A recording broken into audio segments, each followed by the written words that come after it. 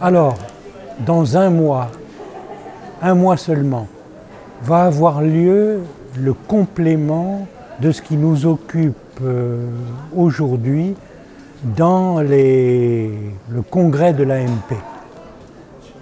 C'est l'autre versant de notre enquête sur le changement civilisationnel du symptôme. Nous explorons dans le congrès de l'AMP cette proposition de Lacan, tout le monde délire. Il y en a une autre que Lacan n'a pas formulée, que nous formulons à sa suite. N'y aurait-il pas l'autisme pour tous ? Pour l'ouverture de la section clinique, Lacan nous donnait comme objectif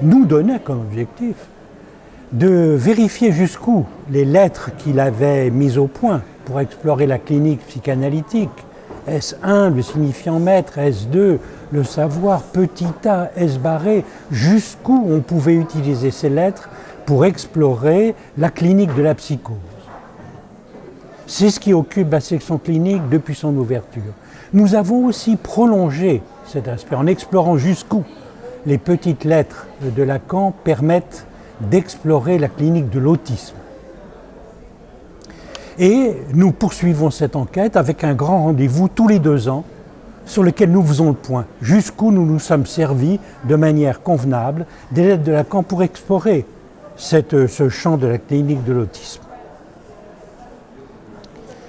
Ce champ de la clinique de l'autisme est un lieu de rencontre entre 2 mouvements cliniques extraordinaires. L'un, un mouvement de réduction. Il y a une réduction autistique.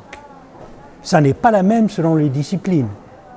Notre réduction autistique est une réduction logique. Il y a, en effet, Jacques-Alain Miller le notait, un autisme fondamental pour le sujet parlant. Cette réduction autistique est très différente de ce qui est la réduction psychiatrique opérée.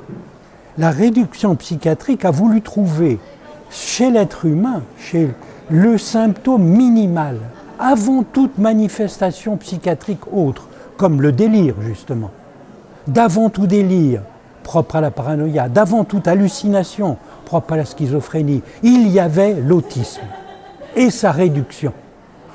Et puis ensuite est venue la réduction neuronale. C'était infrapsychiatrique, une réduction plus grande encore. Et puis c'est accompagné d'un autre mouvement, le mouvement d'expansion. À partir de cet initium de réduction, on est passé à l'extension du champ, le trouble du spectre autistique qui a permis de couvrir une étendue dont n'avaient jamais rêvé Kanner et Asperger. Il fallait pour ça changer les critères. Très bien, ils ont été changés. Et puis il y a maintenant les troubles neurologiques du développement, dont fait partie l'autisme et qui est encore plus vaste. Donc l'expansion l'expansion psychiatrique, et nous-mêmes nous posons la question, notre expansion à nous, qui est très différente de la leur, qui est cette extension de la clinique de l'autisme dont nous cherchons précisément à la fois à mesurer la pertinence. Cette extension qui se fait maintenant d'autant plus grande au nom de l'égalité des conditions et spécialement au nom de l'égalité des sexes. La particularité, c'est que l'extension du champ produit un phénomène très particulier.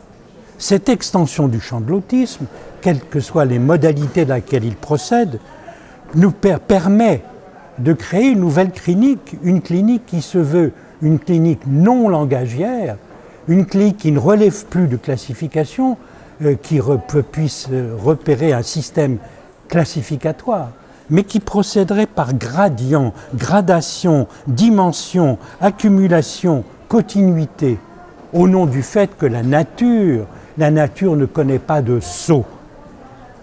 Alors surgit un problème épistémologique nouveau.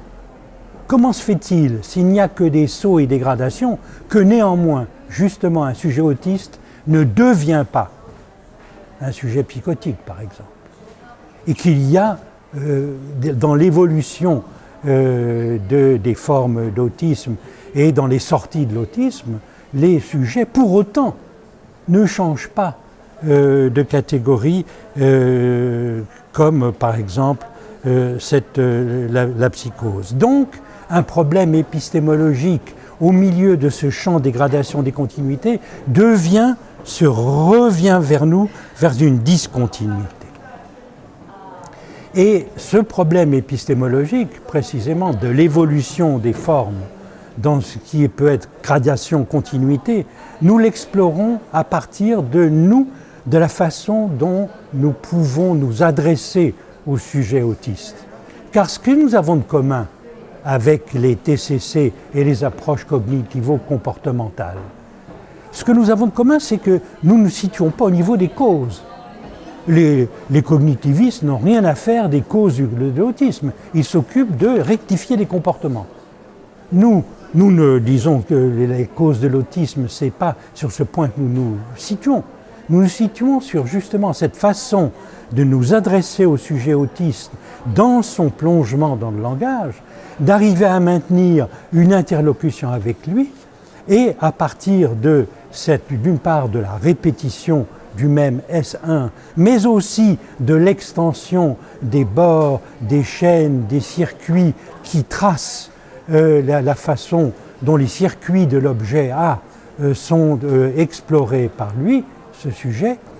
Nous explorons à partir de cela les modalités de déploiement du paradoxe de cette clinique autistique, à la fois la plus fondamentale et qui maintenant se retrouve la plus déployée dans le champ d'expansion, de remaniement de l'ensemble du champ clinique. Et c'est pour ça que cette question sur l'autisme, notre rendez-vous dans un mois de cette biennale qui est la nôtre, concerne tout le champ clinique proprement dit et les remaniements qu'il traverse actuellement. Vous y êtes conviés.